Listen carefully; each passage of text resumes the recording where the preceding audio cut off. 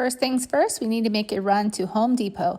I know the installation is near the lumber, so I'm headed that way. You're going to look for the foam panels. Here they are. There are actually two kinds of foam panels I've used. I like the lighter weight foam because it's easier to work with, and the pack is cheaper for only $10. They are more narrow, but they still work great. We're ready to begin. We've got the foam board that I picked up at Home Depot.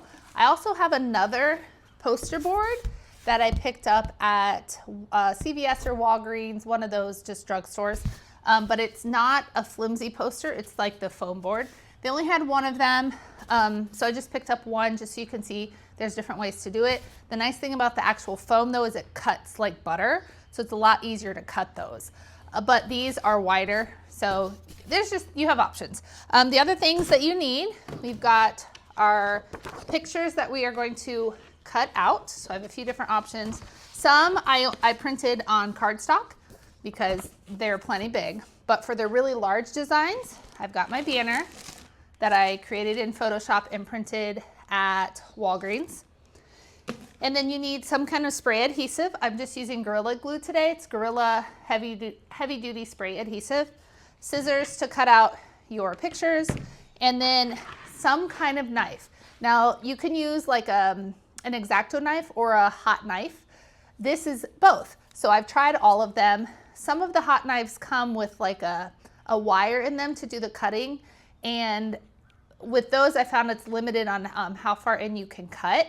And some of the other tools on there break or bend easily. This is the one I found that works the best. It's actually a hot knife and an X-Acto knife. So it's an X-Acto knife that just gets hot, and that just helps melt the foam right off. You do want to be careful with this though, when you're using the hot knife. It can like singe the edges of your poster paper. So I would not recommend just putting, like for instance, you wouldn't want to just glue this on your poster as is and then try cutting the picture and the foam out at the same time, because you'll get little burnt edges. So instead we're going to cut the pictures out ahead of time, glue them on, and then when I go to do the cutting, I'm not actually touching this. I'm going to go around it to just touch the foam part. So I think that's all you will need. We'll go ahead and get started. I'm unrolling my banner. Make sure you get a paper banner that is not glossy. When I cut out my shapes, I cut right on the edge, leaving no white space. That's just my preference. I don't like any white to show in my Cake Smash designs. Once you have your shapes cut out, you're going to line up a couple pieces of foam.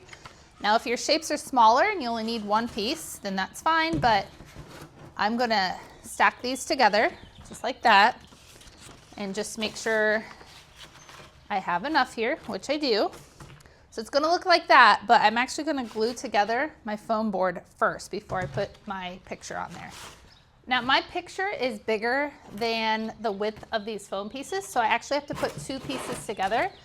You don't have to glue them together, but I like to just to give it extra support. So I'm gonna spray glue right on this edge here, right on the edge, and then stick them together before I put the picture on.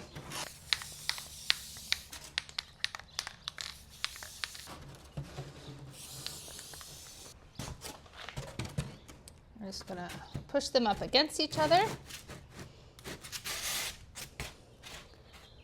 Okay, and then once we get the picture on here, that'll help hold it together as well. So we're gonna turn this over and spray the back of our picture completely, and then we'll put it down.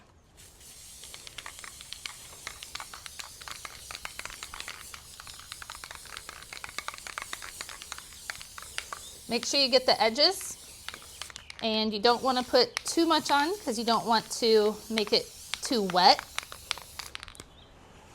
All right, flip it over here. I want to use as little of this seam as possible, so I decided to put the smallest part of my picture over that seam. Then I have less chance of my picture falling apart.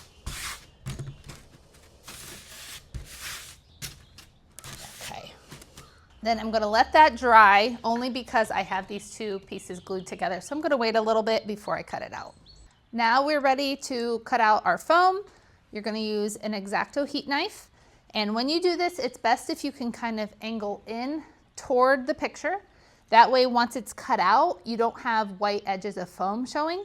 And if you do, you can always trim it up later, but that will save you a little bit of time if you can kind of angle it in at the beginning. So you're just gonna go around the edge, trying not to cut the shape at all so you don't get those burned edges, but if you do, again, you can take scissors and trim it up later. So go ahead and cut this all out. And if it's hot enough, it should just kind of melt off, just like that.